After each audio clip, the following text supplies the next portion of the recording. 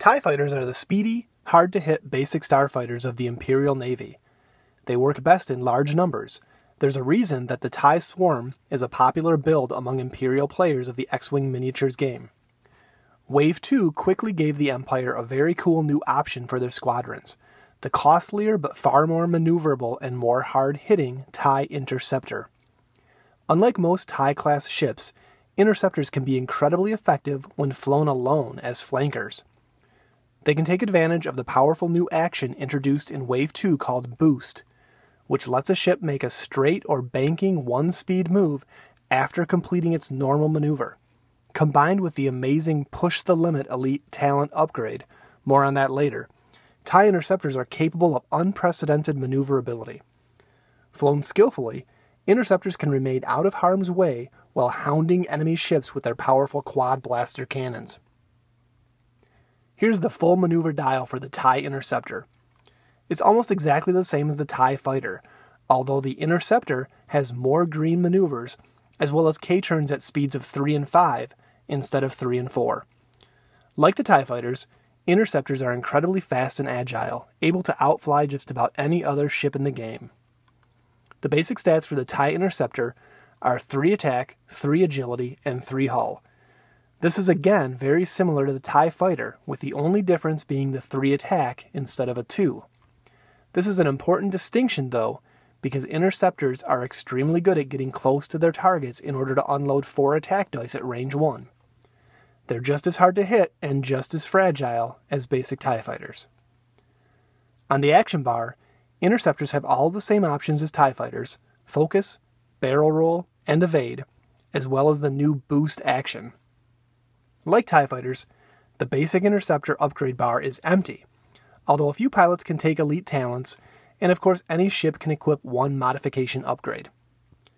Soontir Fel is the ace of this expansion pack.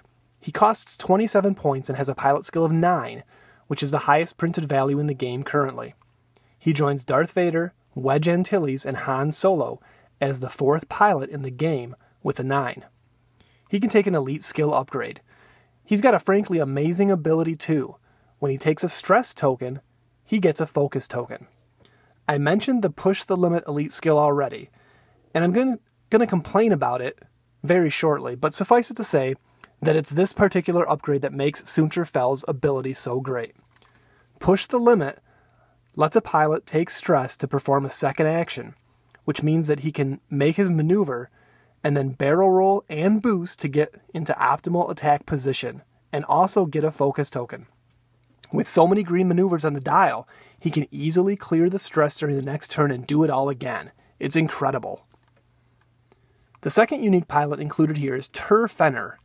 He has a pilot skill of 7 and costs 25 points. He can also take an elite skill. His ability is really good too. Whenever he attacks, he can perform a free boost or barrel roll.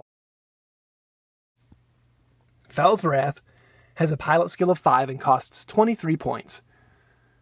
When he would be destroyed, he gets to stick around until the end of combat before blowing up, which is nice. It means he'll hopefully get to make one last parting shot before dying. But it also means that in order to use his ability, he's got to get destroyed. So yeah, it's useful sure, but nowhere near as awesome as the other 2 pilots. There are 3 non-unique pilots in this pack. The first is Saber Squadron Pilot, with a pilot skill of 4 and costing 21 points.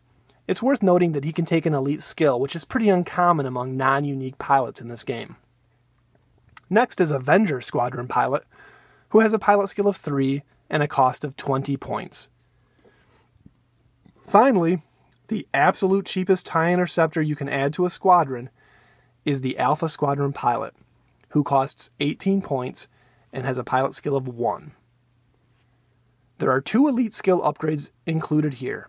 The first is exclusive to the TIE Interceptor expansion pack. Daredevil lets you, as an action, make a speed 1 turn and then receive a stress token. Additionally, if you don't have the boost action, you must roll 2 attack dice and suffer any damage rolled. So really, you never want to use this on a pilot without the boost action. The other upgrade card included is Elusiveness, which also comes with the Millennium Falcon expansion pack. This card lets you force an attacker to re-roll 1 attack die. Then you must take a stress token. Honestly, this doesn't really seem all that great. There's a much better elite skill upgrade for TIE Interceptor pilots. I've already talked about it twice during this video. It's got to be included in this expansion, right? Well, guess again. Although it's my personal opinion that the single best elite talent for TIE Interceptors is Push the Limit, that card isn't included in this expansion pack. If you want it, you need to buy the A-Wing expansion pack, because as of Wave 2, that's the only way to get it. Now, I will say that Fantasy Flight has somewhat rectified this problem now, since the Imperial Aces expansion is available. That expansion includes 2 TIE Interceptors and 2 copies of Push the Limit, as it should. I really can't think of a better elite skill for this ship. The ability to barrel roll and boost after moving is so huge. I mean, it really can't be stated enough. It's crazy good. The 2 upgrades in this expansion are garbage by comparison. You wouldn't use either of them in place of Push the Limit on a TIE Interceptor. This just highlights one of the only issues that I have with X-Wing as a whole. There are cards out there that are obviously designed to be extremely useful on certain ships, but they're not included with those ships. When Wave 2 released, the best TIE Interceptor in the game was Soontir Fel with Push the Limit. But if you wanted to play that build, you needed to buy an A-Wing expansion whether you wanted one or not. One of the best crew upgrades for the YT-1300 is C-3PO, but if you want to get that card, you need to buy the pricey Tantive 4 expansion. Now, I understand that for competitive players, this isn't even an issue. They're going to buy every expansion for this game regardless of whether they'll even use the ships. And for casual players, there's nothing stopping them from proxying the cards that they don't own and getting the same enjoyment from the game. It's really a pretty minor complaint, considering that X-Wing is a non-collectible game. There are no blind buys here, and for the most part, when you buy an expansion, you get a bunch of good cards for that particular ship. Okay, let me wrap up my rant before I lose my train of thought.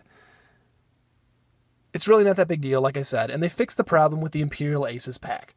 So, do you need a TIE Interceptor expansion for your Imperial Navy collection?